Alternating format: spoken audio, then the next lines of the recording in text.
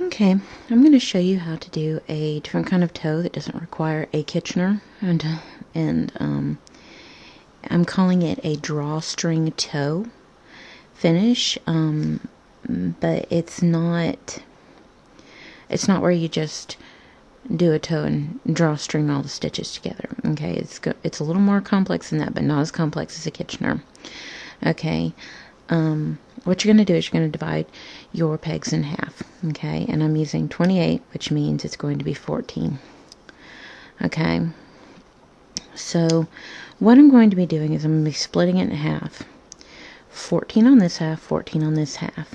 And what I'm going to do is I'm going to work one half at a time, decreasing as though I were wrapping and turning down to a certain number. Okay, and if you've made socks before, or you're working at a pattern and you don't want to do the Kitchener, follow the section for the toe as though you were just working one side, and instead of wrapping and turning, you're going to decrease. Okay, but I'm going to be decreasing first. You can decrease last if you want, depending on how you want to do this. Okay, but if you want to do this on a pair of socks, if you're designing socks and you don't want to do the Kitchener, keep in mind, any peg loom you have, divide the pegs in half, work one half, work the other half. And but the other thing I do is I take half those pegs and I divide it by 3, which if it's 14 and you divide it by 3, it comes close to basically 5. So I'm going to decrease down to 5 pegs, where it's 5 pegs left, because that's the closest thing. It rounds up. If you round it up to 15, it makes it 5. So I'm going to decrease it down to 5 on each side. Okay, and you'll have a gap here. Alright, and so that's how you're going to do. You're going to divide the loom in half. This is one half, this is the other half. Then you're going to divide half those pegs by 3, and that'll give you how many pegs you want left in the middle when you're decreasing by 1 on each side. And you can do that on both sides, okay? And that's kind of how you're going to do it. So basically, whatever you would have decreased, whatever you would have wrapped and turned your way down to, you're just going to decrease your way down to, okay, for the toe. So let's get started. What I'm going to do is I'm going to knit my way over. So 1, 2, 3, 4.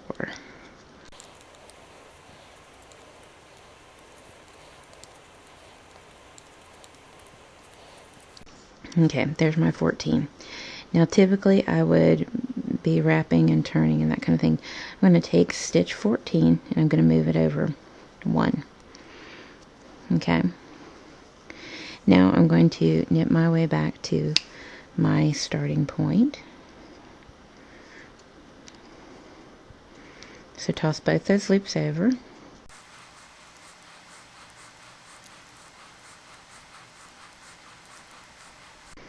Okay, there's my starting point. Take that, move it over 1, where you typically do a wrap and turn, and you're going to knit your way to the end on the other side.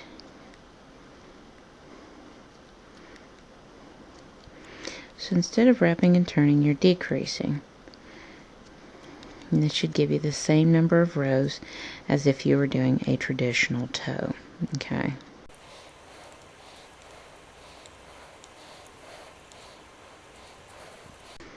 Okay, and take that end stitch, move it over, and you're going to continue this down to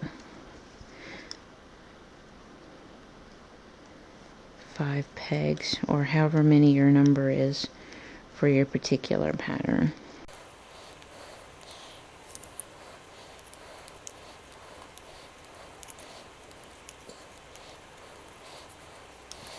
And you're going to take and move that over.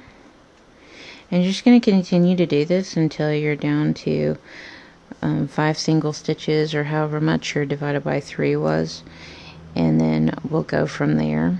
So pause the video and do as far as you have, and then I'll show you how to continue from there.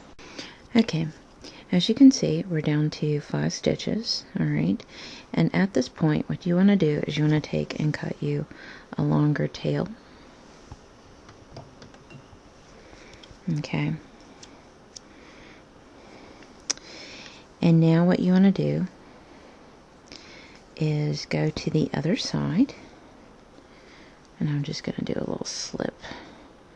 Not short end facing you, long end back.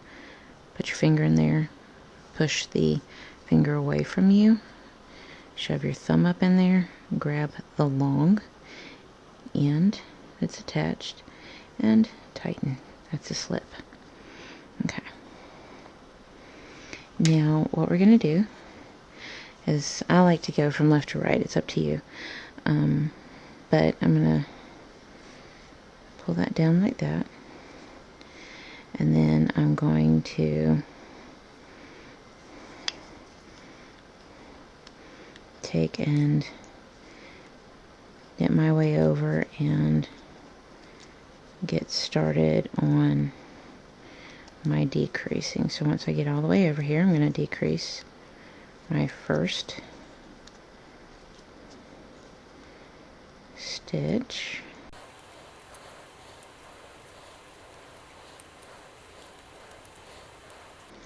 Okay, then I'm going to take that, pick it up, move it over, and then you're going to start doing exactly what you did on this side.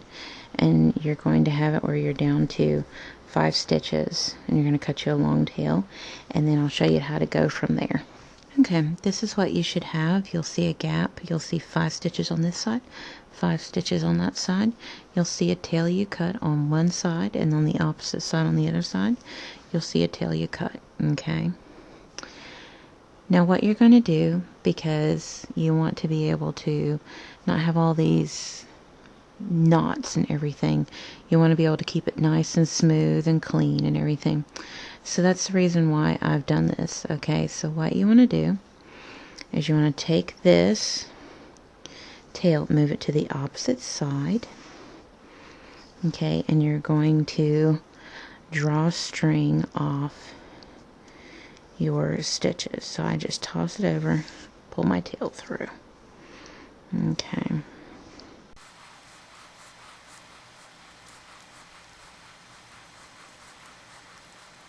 Okay. Now that we've done that, you're going to take the tail from this side.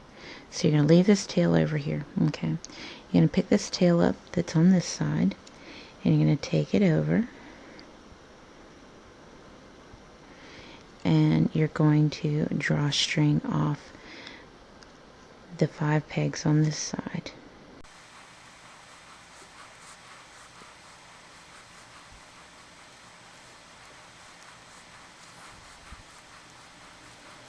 Okay, pull the sock out, and I'm just showing you the tip of the toe. I'm not making a full sock out of this. Okay, what you're going to do now is you're going to pull the tail on one side and pull the tail on the other, and it should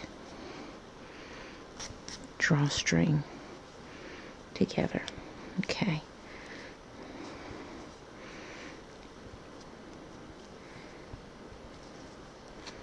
There. And you'll see that it draws strings at very tip together.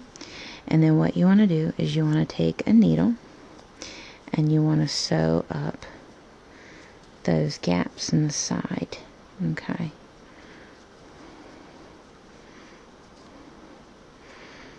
And that's why you don't have to have a whole bunch of knots. So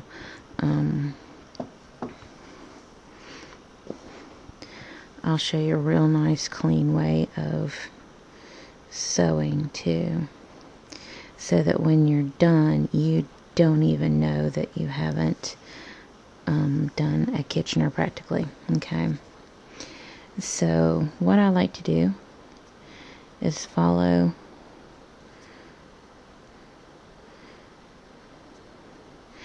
you'll see these little ridges.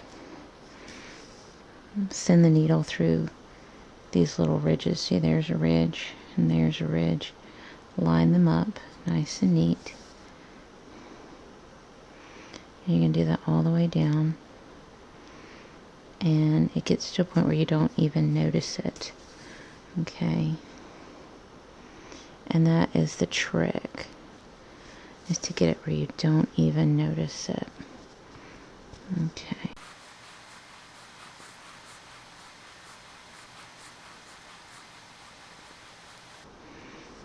You just keep going until you don't have a gap showing at all.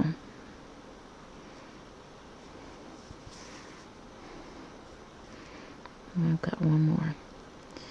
Okay, when I get to my last one, I send it through. I keep my loop open. Send my needle back through and pull. Okay, and this makes a knot. Alright, a very small one. It's minuscule, you hardly see it. Okay, so you're going to do the same thing on the other side. And then once, I find that once you do that, okay, once you do that, snip you a short end.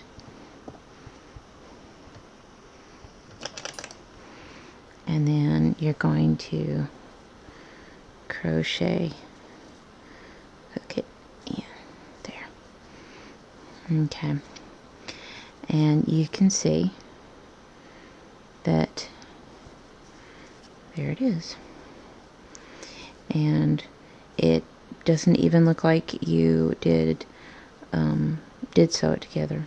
Okay, and that is what a drawstring bind off looks like for a toe, not using the Kitchener. Okay, now that I'm done, that makes for a cute little like doll hat. Okay, but you're going to do the same thing on the other side, and then you're done. That's how you do the drawstring. And let me show you an example. Here is an example that I've done of the drawstring toe. You look at it, you don't even know, bottom and top. And so if you've been having a tricky time with the Kitchener, this is an option. You don't even know that I've sewn up the sides, because it looks more like when you do short row heels. But don't worry, I'm going to show you how to continue a stitch pattern down to the tip of the toe using this technique. So I'm going to do another video on that, but this is just a basic technique so that it can get you started on any sock that you've been having trouble with. But this is what I'm calling a drawstring toe finish.